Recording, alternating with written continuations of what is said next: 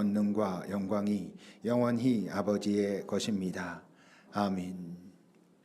오늘 예배를 통하여 하나님께서 우리에게 주시는 말씀, 누가복음 9장 57절에서 62절까지의 말씀입니다.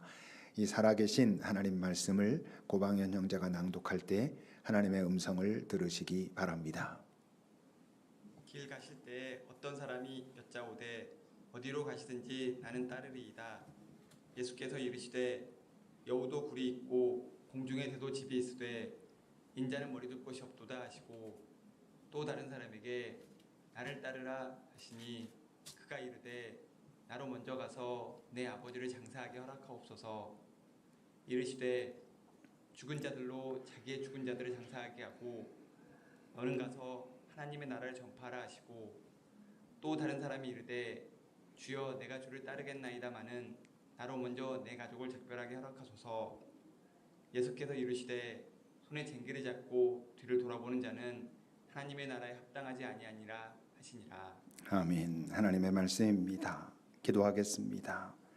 주님, 오늘 우리 각자에게 또 이 공동체에, 이 사회에 주께서 하시고자 하시는 그 음성을 우리가 듣게 하소서. 우리 한 명 한 명의 바로 그곳에 들려져야 할 말씀이 들려지고 받아들여지고, 그래서 치유와 또 성장이 있게 하소서. 이 공동체도 이 땅도 조금 더 하나님의 평화와 사랑을 맛보는 그런 세상으로 변해갈 수 있도록 가르쳐 주시고, 또 우리가 살아감으로 그것을 이루어내게 도와주소서. 예배하며 주 앞에 바치는 우리의 예물이 주님께서 원하시는 그곳에서 그 열매를 맺을 수 있도록 우리가 그곳에 전심을 다하여 함께하게 하옵소서. 예수님의 이름으로 기도합니다. 아멘. 지난주부터 우리가 예수께서 노 하시는 것들에 대한 이야기를 나누고 있습니다. 지난주에 예수님께서 노라고 하셨던 내용들은 하나님께 또는 예수님께 속하지 않은, 적어도 그 순간은 하나님으로부터 떨어져 있는 그 사람들과의 관계, 그리고 그들을 향한 예수님 안에 있는 자들의 시각에 대한 예수님의 노라고 말할 수 있습니다. 첫째가 뭐였죠?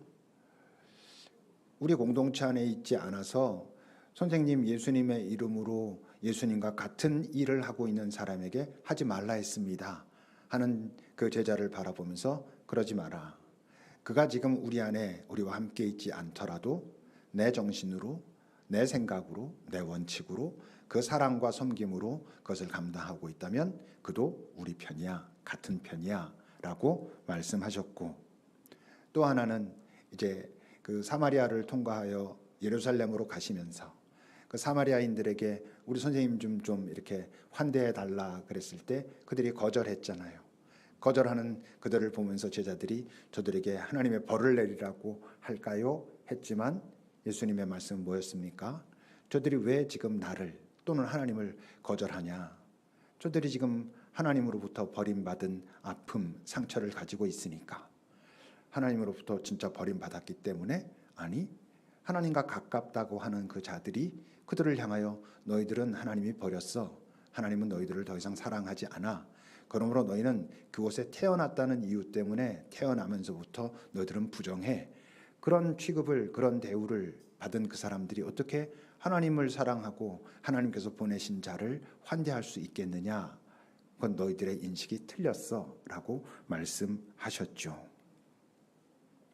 이제 오늘의 말씀은, 지난주는 교회 밖에 있는 우리로 말하면 사람들에 대한 교회의 인식에 대한, 그래서 어쩌면 지난주에 예수님의 노는 현대 우리 교회를 향한 예수님의 노, 그건 너희들의 인식이 틀렸어 라고 말씀하시는 거였다면, 오늘의 이제 예수님의 노는 예수님과 가까이 있는 사람들을 향한 예수님의 노라고 말할 수 있습니다. 가까이 있는 듯하고 따르겠다고 하고 따르는 것 같지만 그건 따르는 게 아니야 라고 말씀하시고 있는 것들이죠. 근데 그 내용들을 보면 뭔가 좀 냉랭하고 좀 시니컬하고 또 생각해보면 좀 너무 지나치다 싶단 말이죠. 실제로 예수님은 이런 오늘 말고도 뭔가 좀 너무 까칠한, 그리고 때론 도저히 현실적으로는 불가능해 보이는 그런 말씀들을 하셨거든요. 가장 대표적인 까칠함이 그 수로보니게 여인 같은 경우잖아요. 그 딸이 귀신 들려가지고 우리 아이 좀 고쳐주십시오 하는데 예수님이 처음에 어떻게 말씀하셨어요? 자식한테 줄 거를 개한테 주는 게 옳지 않다. 이거 진짜 뭐 말이 안 되는 것 같은 그런 말씀들. 사실 우리가 부자관원 이야기도 잘 알지만 부자관원이 나름대로 고민하고 와서 어떻게 해야 내가 구원의 그 평화 그것을 맛볼 수 있을까요? 그랬을 때 가가지고 지금 너 가지고 있는 거 다 팔아가지고 가난한 자들한테 주고 나에게 와라. 그 어떻게 이게 현실적으로 가능하겠습니까? 그러면 그게 그 예수님이 좀 성격이 모나가지고 뭔가 좀 인격적으로 좀 문제가 있기 때문에 그러신 거겠어요? 그럴 리가 없잖아요. 그러니까 그분이 그렇게 하셨다면 분명히 어떤 의도가 있었던 거고, 그리고 그분의 의도는 무엇과 관계가 있겠어요? 그 상대방의 의도와 관계가 있는 거예요. 그 상대방이 지금 어떤 의도로 그러고 있는지, 상대방이 지금 어떤 상황에서 그러고 있는지, 그리고 그의 어떤 상태가 어떤지, 그런 것들을 가지고 예수님이 때론 까칠해 보이게, 좀 너무한다 싶게, 때론 도저히 이건 지킬 수가 없는데 뭐 이런 어떤 것들을 말씀하셨던 거고, 오늘도 이제 그런 거죠. 그러니까 오늘 예수님께서 뭔가 예수를 다 따르겠다라고 말하고 있는 자들인데 결국 그 자들에게 이렇게 말씀하시는 건 뭘 예수님이 보셨다는 거예요. 그 상대들, 그들의 마음속에 있는 어떤 그들의 의도, 또는 그들이 자각도 하지 못하지만 그들의 무의식 속에 있는 여전히 버리지 못하고 있는 어떤 욕심, 이 세상에 대한 어떤 마음들, 그런 것들을 보셨기 때문에 그들에게 가장 합당한 어떤 방식으로, 그들은 마음에 들지 않았을지 모르지만 그들을 지적하고 가르치고 계신 것이고, 오늘도 역시 노라고 대답하고 계십니다. 그리고 예수를 따르겠다고 하는 예수께 가까이 있는 자들에게 예수님께서 그들의 깊은 속 마음을 바라보시면서 뭔가 이렇게 지적하고 아니야 라고 말씀하신다면 우리 안에도 그런 것들이 있을 수 있다는 것을 준비하고, 나에게도 그런 게 있다면 주님 말씀해 주십시오 하는 마음으로 우리 같이 말씀을 나눌 수 있기를 바랍니다. 57절과 8절입니다. 예수님께서 길을 가실 때 어떤 사람이 아마도 갑자기 나타나서 어디로 가시든지 제가 따르겠습니다 라고 얘기하는데, 예수님께서는 여우도 굴이 있고 공중에 새도 집이 있지만 나는 머리 둘 것도 없다. 험한 삶을 나는 살아가는 중이야 라고 말씀하셨죠. 언뜻 이 말씀은 충동적으로 흥분해서 내가 따르겠습니다 그럴 때 때로 예수님이 너 그냥 여기서 너희 가족들에게 먼저 전하고 너 있는 곳에서 해라 이러신 적도 있고, 또 뭐 망대 비유나 이런 것들을 통해 가지고 너 근데 그렇게 막 쉽게 결정할 문제가 아니야. 실제로 이게 만만치 않을 수 있어. 너 잘 생각해 봐야 돼. 하시기도 하셨죠. 그러니까 어떤 조언을 하고 도전을 하고 좀 그래도 해볼래? 라고 하신 적이 있지만, 그래서 여러분 14장을 보시면 너희 중에 누가 망대 세우고자 하려고 할 때 내가 지금 가지고 있는 게 이게 완성할 수 있을까를 생각해 보고 하지 않겠냐. 다른 말로 하면 네가 지금 나를 따른다고 하면 정말 이분을 끝까지 따를 수 있을까라고 고민해 봐야 돼라는 거죠. 그러지 않으면 그냥 기초만 쌓고 완성을 못하면 다른 사람이 다 비웃을 거 아니냐. 그래서 뭐라 그런다는 거예요. 30절을 보면 이 사람이 공사 시작하고 능히 이루지 못했다고 비웃음만 당할 테니 너 잘 생각해 보고 해야 돼 라고, 뭐 너 잘 생각해 봐라고 다독이는 걸 수도 있고 도전하시는 걸 수도 있고 이러기도 했는데, 지금 오늘 본문에 있는 사람은 충분히 생각하지 않고 흥분하고 뭐 막 이래가지고 제가 따르겠습니다라고 하는 사람이 아닌 거거든요. 나름대로 충분히 생각하고 계산하고 고민한 사람입니다. 뭘 보면 그런 힌트를 얻을 수 있냐면 마태복음 8장에 똑같은 내용이 나오는데 이 사람은 누구라고? 서기관이었습니다. 그 서기관인 사람이 지금 예수님께서 그 사역을 하고 지금 꽤 지난 후에 예수님께 나와서 나 당신과 함께 하겠습니다 라고 얘기하고 있는 거거든요. 서기관은 기득권자입니다. 그 사회에서 많은 것을 가지고 있고 많은 것을 배웠고 영향력을 가지고 있고, 그런 사람이 지금 예수님께 나와서, 그 그룹은 예수님에 대하여 적대적인 그룹이거든요. 그 예수님한테 나와가지고 내가 당신과 함께 하기를 원합니다 라고 말하고 있는 중입니다. 그럼 그런 사람이 충동적으로 그럴 것 같습니까? 아닙니다, 여러분. 가진 게 많을수록, 나름대로 아는 게 많을수록, 지킬 게 많을수록 사람들은 충동적이지 않습니다. 조심스러운 거죠. 이랬다가 이거 잘못되면 어떡하지? 라는 마음이 항상 있기 때문에 결코 더 이 땅에서 많이 가진 사람들은 잘 충동적이지 않아요. 어설픈 사람들이 충동적이죠. 서기관 이 사람은 그렇게 충동적으로 지금 하고 있는 게 아닙니다. 어땠을까요? 예수에 대한 이야기들이 들려오고 자기도 들었고 들으면서 여기 뭐가 있는 것 같다 했을 거고, 뭔가 좀 우리가 지금까지 해왔던 거랑은 맞지 않고 마음에 들지 않은 부분도 있지만 어떤 영향력이 보이고, 그러니까 예수에 대해서 좀 더 수집을 하고 확인도 하고 그러면서 생각하고 고민도 했을 겁니다. 다른 말로 하면 따져도 봤겠죠. 그리고 내가 따르겠습니다 한 거죠. 당신이 하고 있는 그 예수 운동이 옳으니까 제가 따르겠습니다. 제가 정말 내 마음을 다해 한번 따라 보겠습니다. 제가 어떻게 할까요? 라고 했다면 예수님께서 오늘처럼 뭔가 좀 다른 얘기, 나 갈 데도 없어, 있을 데도 없어 라는 식으로 말씀하시지 않았을 텐데, 이 사람은 지금 예수 운동에 참여하겠다라고는 의도가 아니고 이분을 통해, 이 사람을 통해, 이 랍비를 통해 내가 뭔가 좀 더 풍성해질 수 있겠구나, 내가 좀 더 많은 것들을 채울 수 있겠구나, 내가 좀 더 커질 수 있겠구나라는 판단을 했다는 것이죠. 그를 향해서 예수님이 이제 그 58절에 보면 그렇게 말씀하신 거예요. 나 굴도 없고 뭐 저기 새도 있고 굴도 있고 뭐 다 있지만 나는 오히려 그 아무것도 없어. 저 말씀은 어떤 의미예요? 네가 나를 따르겠다고 하면 너도 나와 같은 삶을 살아내야 돼. 그렇게 살아야 네가 지금 살아갈 수 있어. 그래서 누가복음 14장에서 이런 말씀하셨거든요. 자기의 모든 소유를 버리지 않으면 내 제자가 될 수 없다. 사실 저 말씀의 의미는 뭐예요? 뭐 사도 바울 같은 경우도 내가 모든 것을 배설물로 여긴다 이렇게 했지만 그 말의 의미가 뭐였어요?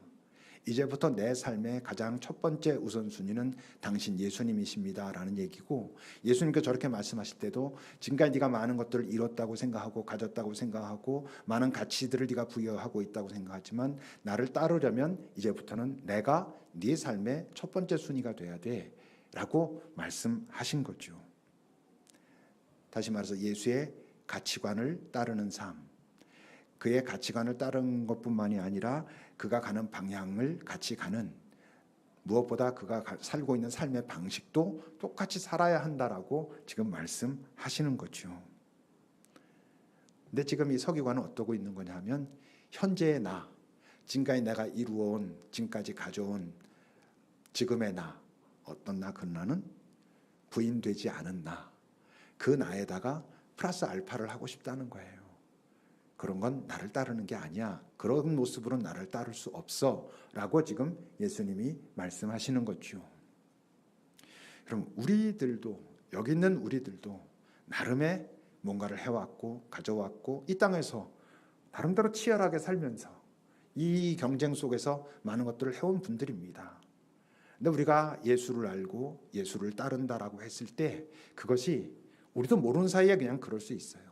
내가 지금까지 해왔던 이 모든 것들 그냥 가진 채로, 근데 뭔가 이게 좀 온전하지 않은 부분이 있고 뭐 이러니까 예수님이라고 하는 뭔가 분명히 있는 그분한테 내가 나아가서 이 세상이 지금 내가 가진 것으로는 채울 수 없는 어떤 안도감, 뭐 평화면 평화, 또는 뭐 좀 문화적인 세련된 그런 종교 생활 같은 거를 하고 싶을 수 있습니다. 내가 의식하고 자각하고 난 그래야지라고 하고 있진 않을지 모르지만 우리가 그럴 수 있다는 거고, 주님은 오늘 우리에게 뭐라 말씀하시냐면 지금 네가 이 땅에서 살아왔던 그 방식, 그리고 너의 그 기대, 방향, 그 모든 것들을 그대로 유지하면서 나를 통해 뭔가 거기다 조금 더 좋은 것들 얹어서 플러스 알파의 삶을 살고자 한다면 그건 나를 따르는 게 아니야. 그렇게는 따를 수가 없어 라고 말씀하시는 것이죠. 두 번째 노는 조금 더 황당해 보입니다. 59절과 60절입니다. 또 다른 사람에게 예수님께서 나를 따르라 라고 말씀하셨어요. 근데 그가 나로 먼저 가서 내 아버지를 장사하게 하옵소서라고 대답하니까 죽은 자들로 자기 죽은 자들 장사하게 하고 너는 가서 하나님 나라 전해라. 저게 얼마나 폐륜을 지금 조장하고 있는, 그리고 저 두 문장만 딱 띄어가지고 사람들에게 말하면 말도 안 된다고 생각하고 또 저 말 가지고 기독교는 이래라고 비난하는 사람들도 참 많은, 참 내용이 뭔가 좀 불친절한, 좀 더 자세한 어떤 설명이 있었으면 좋겠는데 그렇지 못한 그런 내용이지요. 여러분, 만약 그 아버지가 죽었어, 돌아가셔가지고 이제 장례를 치러야 돼, 아니면 뭐 치르는 중이야. 그러는데 지금 그 사람을 향해서 하필 딱 그때 지금 너나 따라와, 이게 뭐 그를 향한 시험이나 도전이라고 하기엔 너무 비인간적이지 않습니까? 뭐 장례 우리로 말하면 한 3일 치르고 뭐 그 당시에는 한 일주일도 치르고 그랬다 그러는데 그 3일 일주일을 못 참아줘가지고 지금 아니면 안 돼, 막 이렇게 하실 리가 없잖아요. 말이 안 되지요. 이 내용의 배경은 마태복음 같은 데 보면 이 사람은 예수님의 제자 중 한 사람으로 예수님에게 함께 하고 있는, 따르고 있는 그 사람입니다. 그 사람에게 일종의 뭐 가톨릭으로 말하면 그 신부나 수녀님들 보면 그 종신서원 같은 걸 합니다. 같이 어떤 사역들을 하다가 이제 진짜 내가 온전히 나를 당신 앞에 내어드리겠습니다 하는 걸 종신서원이라고 하는데, 이렇게 함께 하던 사람이 너 이제 진짜 전적으로 한번 나와 함께 해보자라고 예수님이 초청하시니까 이 사람이 지금 뭐라 대답하는 거냐면, 아버지가 돌아가셔서 지금 장사 치르고 있습니다가 아니고, 아버지가 연로하셔서 이제 얼마 안 있으면 돌아가실 텐데 아버지 돌아가시면 그 해결할 일들 다 잘 정리하고 해결하고 그리고 난 다음엔 제가 진짜 한번 제대로 따라 보겠습니다, 이러고 있는 거예요. 이 사람에게 지금 아버지의 장사가 왜 중요할까요? 이 사회는 아버지가 죽은 후에야 비로소 상속 절차가 개시되게 돼 있어요. 그러니까 아버지가 죽은 다음에 해결해야 될 되게 중요한 문제는 장례도 있지만, 사실은 장례 이후에 일어날 그 가문에서 일어날 모든 재산의 분배, 이런 것들에 대한 마음이 이 사람한테 있는 거고, 그러니까 예수님이 지금 딱 아버지 죽었다는 얘기 들었을 때 옳지, 요때 내가 하나의 모델로 삼아야 되겠다, 지금 날 따라와, 아버지 장례도 가면 안 돼, 이러는 거가 아닌, 이 사람이 여전히 이 세상에 그 물질과 욕심과 이런 것들에 대한 마음이 있는 것을 통찰하신 예수님께서 지금 그 부분에 대해서, 너는 지금 결국 아버지가 돌아가신 후에 그 해결해야 될 중요한 문제가 있다고 생각하지만 그건 이 땅의 전부인 자들, 그걸 예수님은 죽은 자들에게 장사하게 하고란 건 그런 뜻이겠죠. 이 땅의 전부인 자들이 요구하고 원하고 추구하는 것과 똑같은 것을 하지 말고, 네가 이제 생명을 알고 생명 전하는 자가 됐다고 한다면 거기에 너의 마음을, 다른 말로 하면 먼저 그의 나라와 그의 의를 구하고 그때 나와 함께 가면서 이 땅에서 살아낼 수 있는 필요한 모든 것을 도와주는 하나님을 경험하며 같이 가자라고 말씀하시는 중이죠. 네, 뭐 그럼에도 불구하고 말씀드린 것처럼 내용을 좀 더 그렇다면 좀 더 친절하게 이런 배경과 이런 것들을 설명했으면 좋겠는데, 여기에는 이제 저자의 의도가 있는 거예요. 누가복음도 기록하고 사도행전도 기록한 사람이죠. 이 당시에 소위 종말론, 그 종말론은 임박한 종말론이었어요. 임박한 종말론이라는 건 예수님께서 이제 승천하셔서 떠나가셨는데 곧 오신다, 마라나타, 곧 오시옵소서. 예수님이 금방 오시는 거야. 다시 이 땅에 심판 날이 가까워진 거야. 그러니까 그들은, 초대교회의 그 복음을 전하는 자들은 이제 곧 예수님이 오신다라고 하는 그런 급박함, 조급함, 이런 마음들이 있었어요. 그러니까 지금 누가가 예수님의 말을 자기가 마음대로 바꾼 게 아니고 본질에 있어서는 같죠.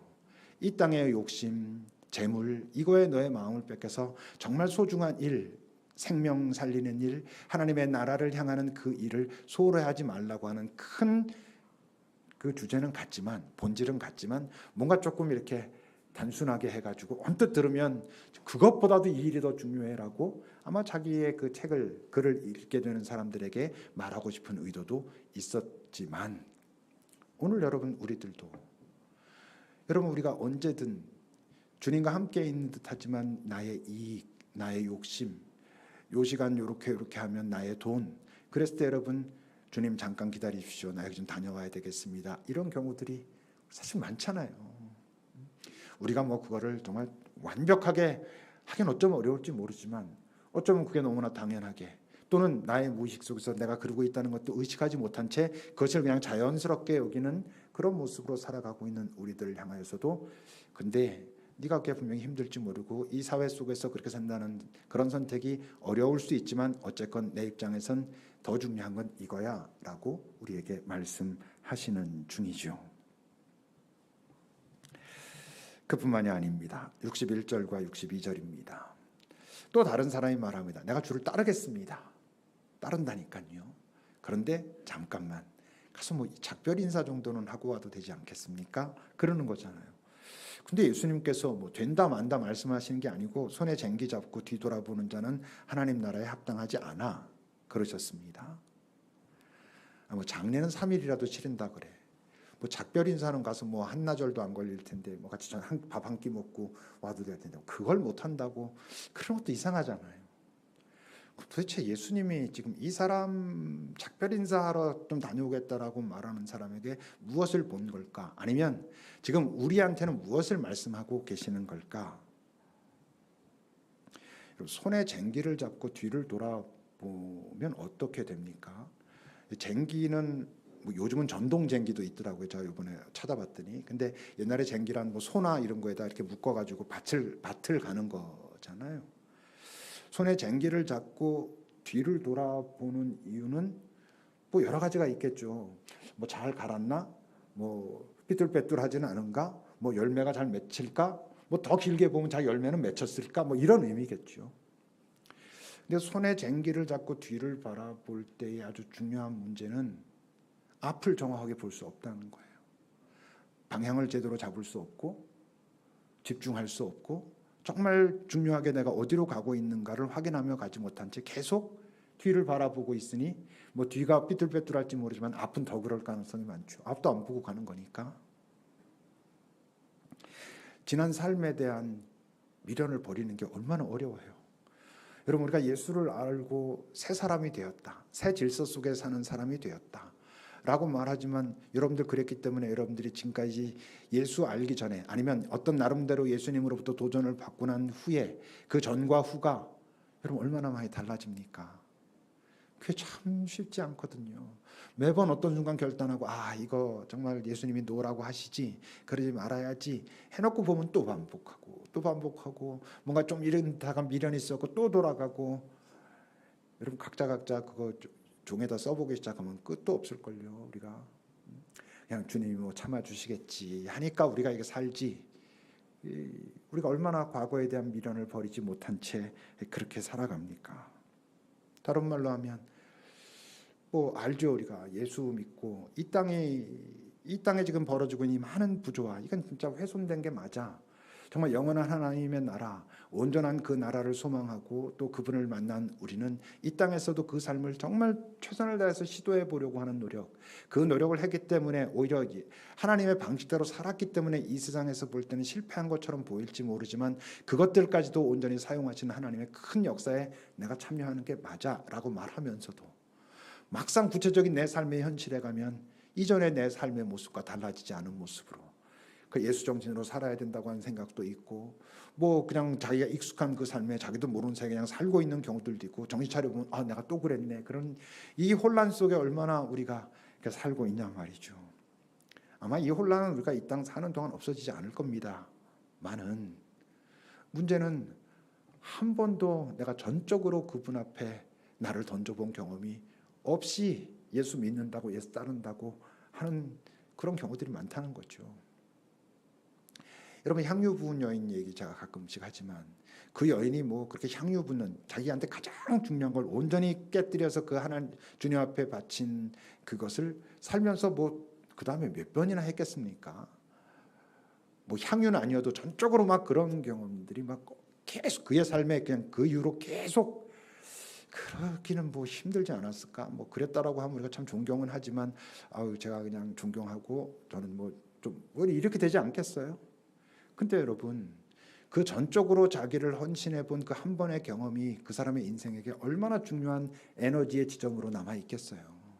때론 실패하고 때론 못하고 그런 순간도 내가 내 주님과 이런 내가 주님 앞에 나를 내어드린 적이 있지. 그때 나의 기쁨이 이랬고 그분이 기쁨이 그랬지 라고 하는 것이 내가 때로 실패하고 좌절하고 못하고 있을 때 또 나에게 힘을 줘서 그래 또 한번 시작해보자 내 그때처럼 못할지라도 지금 이 모습에서 그냥 머물러 있지는 말자 하는 시도들이 생길 수 있지 않겠어요?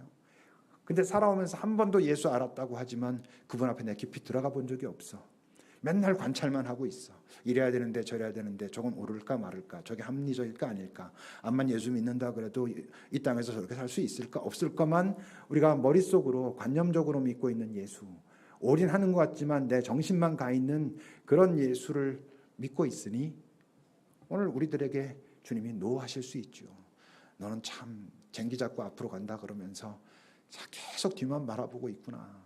그러니 이 사람아, 네가 앞으로 어디로 가야 할지 거기에 대해서 어떤 네 안에 진짜 내가 주는 열망을 가지고 그렇게 걸어가 본 적이 없잖아. 그 맨날 어디로 가는지도 모르고 정말 집중해야 될 것이 무엇인지도 모르고 그렇게 헤매고만 살고 왔다 갔다 하잖아.